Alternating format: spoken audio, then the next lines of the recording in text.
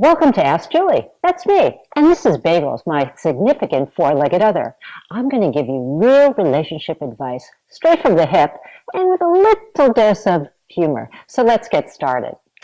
Dear Julie, I'm about to have my first date with a gent I met on the site, and I'm more than a bit nervous and clearly out of practice. I don't want to come across too inquisitive nor too chatty since I have a tendency to share my whole life. That said, I also want to get to know him and not have long periods of silence. So how do I strike a balance? Signed, Chatty. Well, okay, dear Chatty, great question. Because, in addition to trying to figure out what to wear, what to say is a very challenging thing.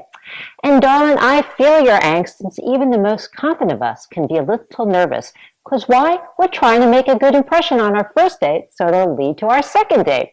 So, like your clothes, you want your conversation to be light and fun and to reflect your personality. Now, if you can keep them in stitches, go for it. But then, think about this. Rather than keep talking, ask him questions, because you do want to get to know him and see if you do want to go out on that second date. But you don't want to come across like a barrister.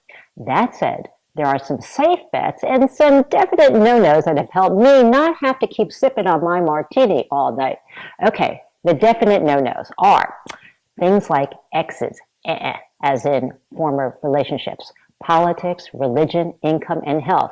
Now, hey, great. If you share a real love of those Viagra commercials and you want to be in a tub with him, you can talk about that, but keep it light. As for safe bets, keep it simple and light. You don't want to sound like you're from Scotland Yard. So ask, what hobbies does he have? Where has he traveled? Where does he like to eat? His favorite pubs?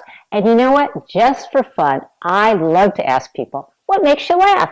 Just asking that question would put a smile on someone's face. You hope. And if it doesn't, take note. Also, if he won the lottery, what would he do?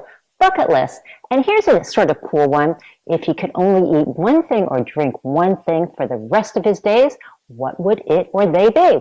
I know for me it would be bubbly and a burger.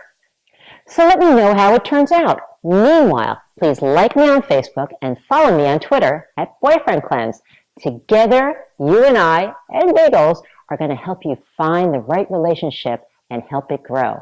Right, Bagels? Right. Mwah.